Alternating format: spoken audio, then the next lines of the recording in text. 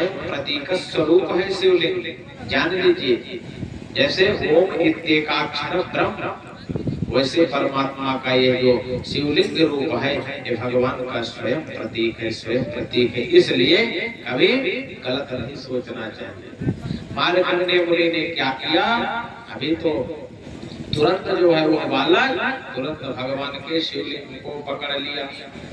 इतने में भगवान भोलेनाथ ने कहा, खबरदार, कौन आ गए भाई?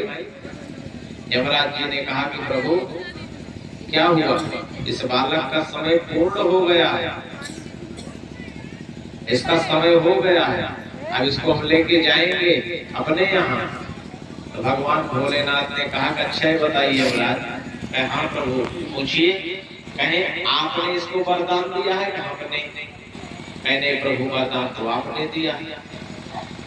तो कहे हमारे द्वारा जो है जब हम वरदान दिए हैं तो हमारे द्वारा इसका 5 वर्ष पूरा होगा या 16 वर्ष, जो भी अवस्था निर्धारित थी, हमारे द्वारा इसका 5 वर्ष पूरा होगा कि आपके द्वारा? कहे नहीं प्रभु आपके द्वारा पूर्ण होगा। तो कहे फिर सुनो, हमारे द्वारा 5 वर्ष कैसे पूरा होगा? कहे प्रभु फिर बताएं, हमको तो जानकारी है नहीं।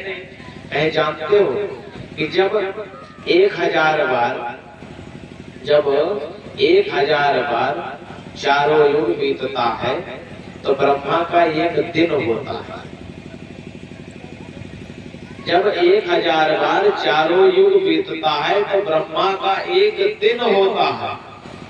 अब पुनः 1000 बार चारों युग बीतता है तो ब्रह्मा की एक रात्रि होती है। तो 2000 इस तरह बीतता है तो ब्रह्मा की एक दिन रात्रि होती है। तो हुआ कैसे कि जब 72,000 चतुर्युग बीतता है तो ब्रह्मा का एक दिव्य वर्ष होता है। कितना?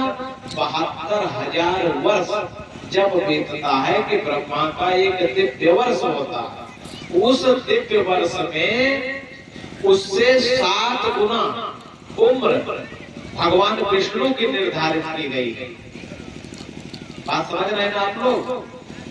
1000 वर्ष चतुर्युग बीतता है तो ब्रह्मा का एक दिन होता है, फिर 1000 चतुर्युग बीतता है तो ब्रह्मा की रात्रि होती है। इस प्रकार 2000 चतुर्युग बीतता है तो एक रात्रि दिन होता है। तो 72,000 चतुर्युग बीतता है तो ब्रह्मा का एक दिव्य वर्ष होता है। उस दिव्य वर्ष में 7 गुना भगवान विष्णु का वर्ष होता, उम्र होता। और विष्णु से 7 गुना हमारी ऊपर है। तो 7,49,000 दिव्य वर्ष जब पूर्ण होगा तब बालक की मृत्यु होगी। अरे कहे प्रभु हम तो काजनी कई बार आएंगे जाएंगे, तो इसलिए हम इसकी गणना